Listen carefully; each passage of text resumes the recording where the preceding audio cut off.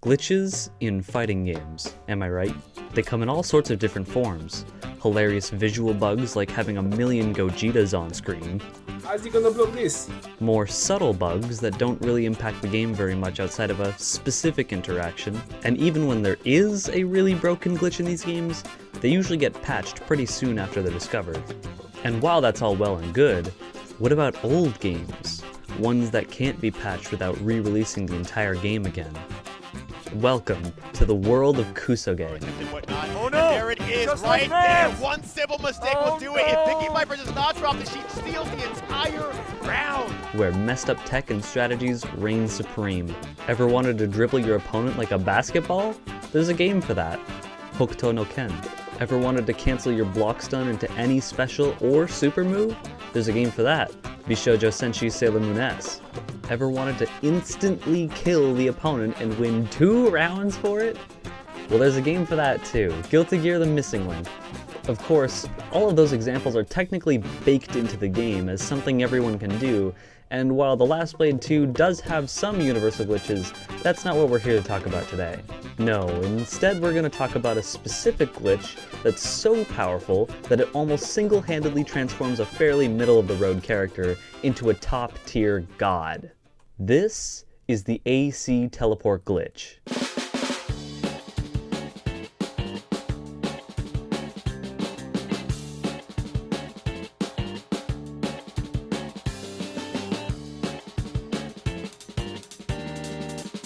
Now, if you've heard of Last Blade 2, you might recognize the AC glitch term from this infamous Zantetsu Infinite, and while it's caused by the same bug, it's infinitely more useful since the teleport glitch isn't banned in competitive play. You may be wondering how to perform such black magic, but it's pretty self-explanatory. All you have to do is press the A and C buttons at the same time during the part of Moria's teleport animation when Moria is in the middle of his smear frames, right before he actually disappears. Do this, and his teleport will end instantly, meaning there's no end lag, and Moria is completely actionable.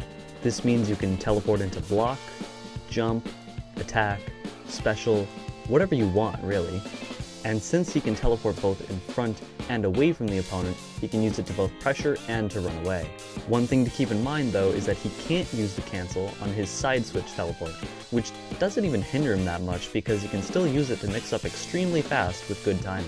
When your use of this glitch is optimized, or even just fairly decent, Moria essentially turns into Virgil from the Walmart bargain bin. I mean, he's even got the silver hair in his most common mode. The versatility of this move is absolutely insane too. You can use it to weave in and out of neutral, extend combos technically infinitely, OTG when you couldn't before, set up a tech chase, anti-air a jump that's not even close to you, bait a parry, switch guard, or guard cancel. There's so much that this move can do that most people literally don't know what to do with it. In fact, this single move is why many people consider Moria to be one of the hardest characters to both learn and master. Most people use Speed Moria to make the most out of the teleport glitch, and the fact that it's generally less powerful in power is why there's a pretty massive difference between his speed and EX modes on the tier list compared to power. It's also the main reason for why Moria's EX mode is actually good. He can build meter quickly and deal ridiculous damage with the extensions it provides, and can use its natural evasiveness to offset the extra damage he takes. This move is so incredibly strong that Moria Dittos can often look like your average DBZ fight with all the teleporting around. Of course, since this move is so complex in its usage, there's a massive skill ceiling to every version of Moria, the highest of which being Power Moria due to the increased difficulty of basic execution compared to the other modes. This means that there are a lot of Moria players who play very differently from one another, and the difference in skill between Moria mains can be really big. There's also not many resources on the strategy behind teleport cancel usage, so the main ways to learn how to use it the most effectively is to watch footage of the best Moria players, or to ask around in the Last Blade 2 Discord, which I will link in the description of this video. My personal favorites and the ones I recommend watching are best Last Blade 2 players Speed Moria, because the dude's technical skill with the character is absolutely insane. Breathes EX Moria because he's both really good with the character and also because he's a very chill and active player in the Discord. There's also FK Hiei, who's played EX Moria a few times.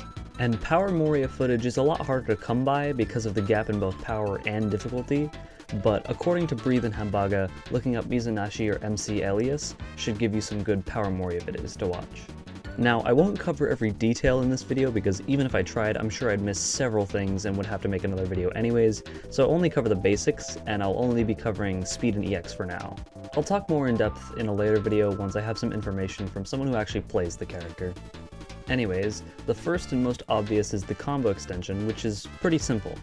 Any speed chain into 5B to set up the extension, then teleport and cancel so Moria is actionable before the opponent is out of hit stun, and jab them again. Then finish the combo with another speed chain. This is where the infinite remark comes in, since of course you always end up teleporting right in front of the opponent. You can do the same sequence technically as many times as you want, but generally rule sets limit you to 2 reps at most. To bait a defensive option is also pretty simple, but shouldn't be done too often or the opponent can easily punish you for trying. All you have to do is cancel into a front teleport in the middle of a block string when you think they're going to try to do something defensive like a parry, switch guard, or guard cancel, and punish. As you get deeper into the universal mechanics and the teleport's application, it starts to get more complicated pretty quick. But the reward for mastering this move and its setups is more than sick enough for tons of people to pick up the character. So if you really want something to chew on for literal years, any version of Moria will definitely keep you occupied on your way to the authentic Kenshin/DBZ/Virgil playstyle. As always, thanks for watching. If you want to support me, feel free to like and subscribe. Both my Discord and the Last Blade server, which can also be found on the Fightcade lobby, are linked down in the description. We host Last Blade 2 weeklies every Thursday, and Sam Show, which was on Sundays, is on a bit of a hiatus due to lack of interest. We may switch it to Goro sometime with the new game on the way and all. And with that, I'll see you all next week.